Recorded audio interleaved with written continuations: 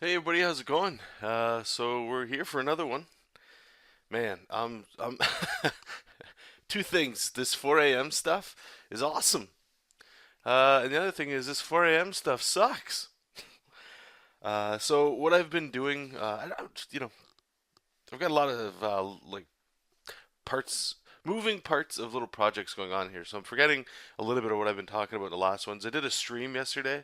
So for those of you listening to this that were part of that stream yesterday, cool. It was awesome. I had a great time. There's a lot of new faces in there, and I don't want to go as stream heavy as I was doing before, but it's nice. It's a nice, relaxing thing to go in there and see some familiar faces, get some discussion going on, and a thing I'm noticing is it's something I've tried to do the last couple months, and I've brought that up a few times too, which is to say, streaming. It's become one of those really interesting things, for better or for worse.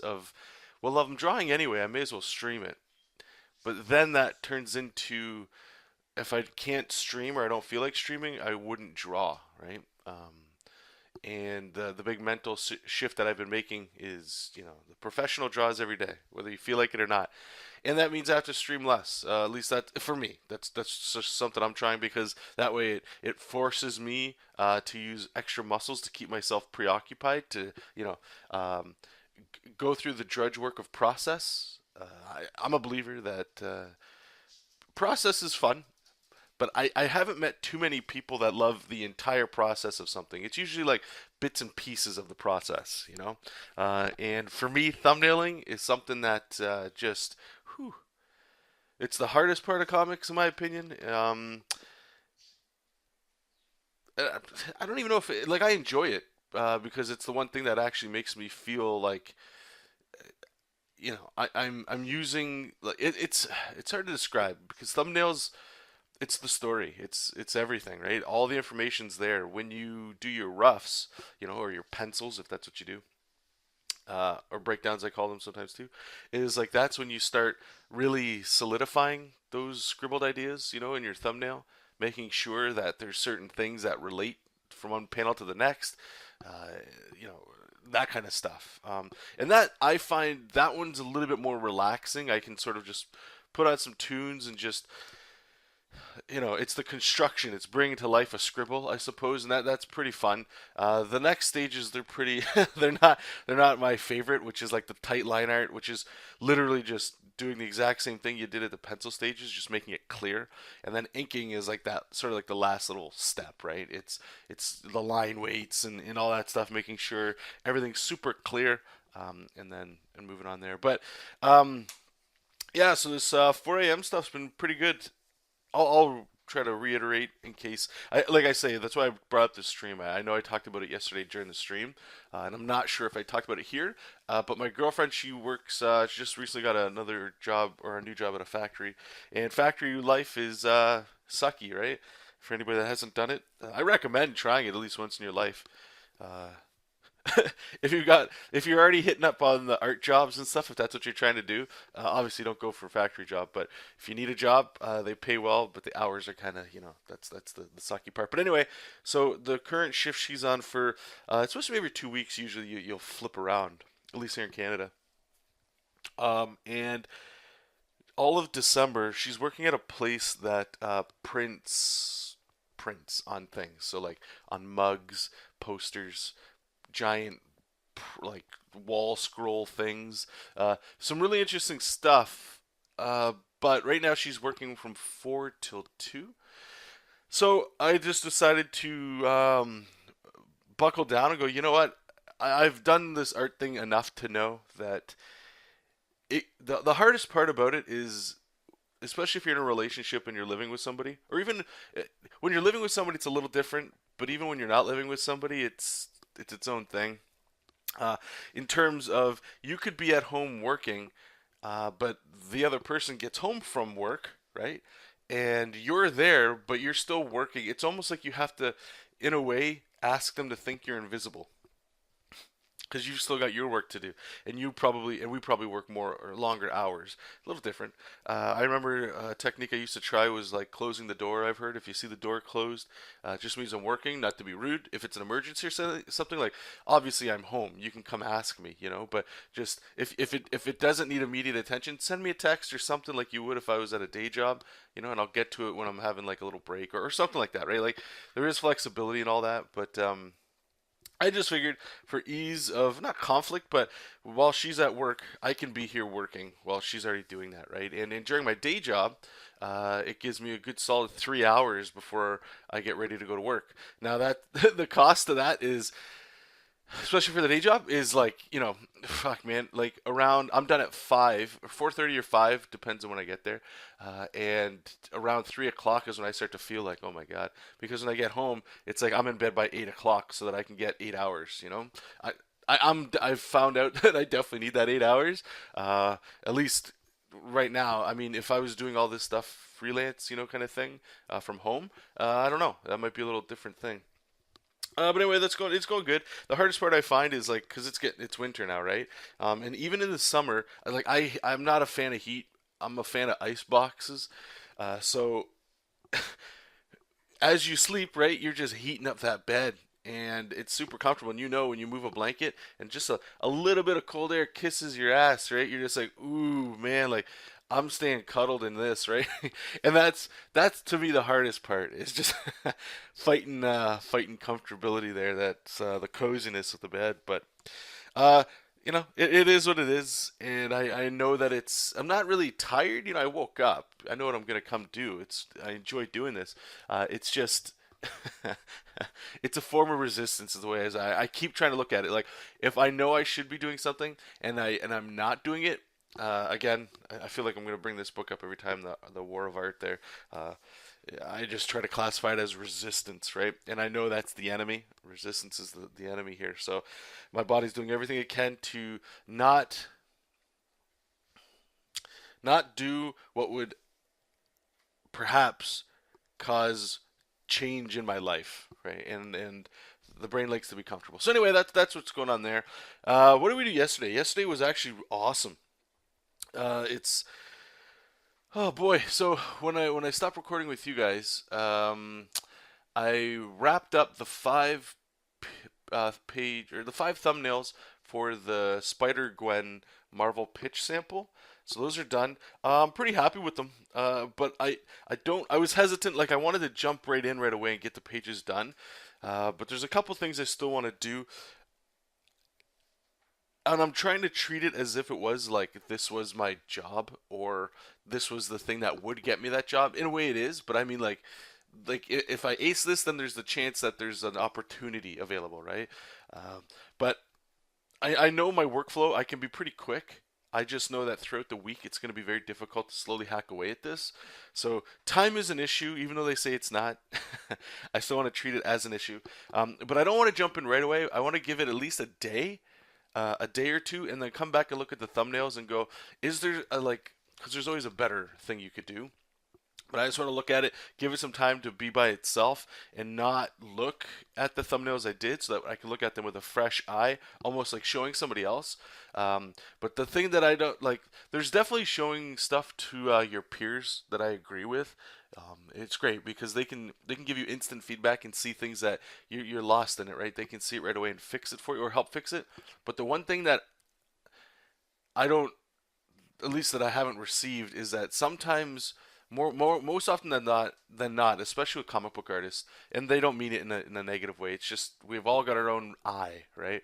And when you're in there working on your thumbnails and you show it to somebody else, they're looking at it and they'll be clear, but maybe there's an angle that I like to use, to show like a punch, and Joe Blow likes a different angle. So when he sees it, he might look at it and go, I don't think that's strong, not storytelling, but it could be more impactful. Maybe try this, because they see it that way. It's not that it's necessarily true. So that sort of thing. So to me, thumbnails are pretty precious. I don't try to get people to critique my thumbnails.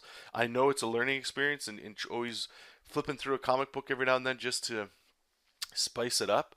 Not to say that I don't think you should. I think you should. I just don't like doing it because I don't like. For me, doing the thumbnails is that it's again like I started off saying it's pretty important. And it kind of goes further. What I'll show is like the breakdowns and stuff because at that point, it looks like it's enough work where people usually don't comment on that punch, and even if they do, at that point you might do it. I don't know. The thumbnails are just at such an infant, pure stage that putting too much weight on them, I don't know. I don't like necessarily doing it because then it cripples under its weight. But anyway, so I'm going to give it a couple days. What I think I'm going to do today though is I'm going to do a couple character sketches of Spider Gwen and the Vulture. I figure just to, I want to get some shapes going down, learn the characters. I didn't do this with the Doctor Doom one just because it was like I say, him and like 14 characters. It's super tough. But I'll tell you, when I was in there drawing Doombots, man, just having some character knowledge of like what's an example? Okay, if you're working on a comic or an illustration and it's like your second or third time drawing that character, I'm sure most of you or we've all gone through this at one point. Some of you might still be there and some of you may have moved on, which is like, hey, how do I draw a character that looks the same in two panels, right? And the reason why I found that doesn't happen as often is because your shape language you don't understand it yet and you're still learning it on the spot. So from panel to panel, you're drawing this character. You haven't drawn the character enough where you could just wing it, like scribble it out, and it would still resemble that character. So for me, I've got the reference there, right? I can always look at the reference, but like Vulture in particular, in my mind, I'm gonna give him like the big nose, and I found some reference. It looks pretty cool. But I gotta figure that out, and I don't want to figure that out on the page. I think this is too important to do that. So what I'm gonna do today is, and the other thing yesterday I wrapped, or I did, I think it was 16. Was it? Yeah, 16 pages of thumbnails for Jessup King 2. I'm super excited for this one, man. Like, it, it starts off with a fight. I'll give you a little spoiler there, I suppose.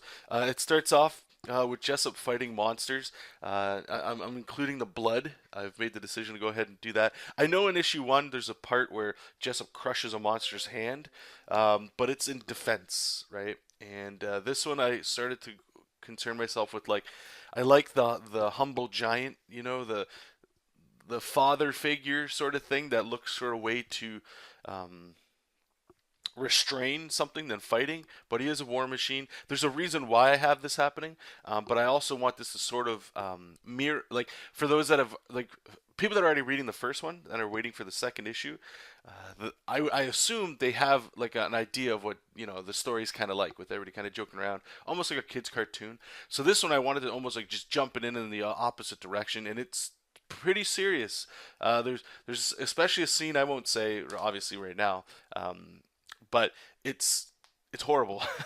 It's pretty bad. And I think hopefully if the readers that stuck around for issue 1, they read issue 2, hopefully it feels a little bit different of a comic.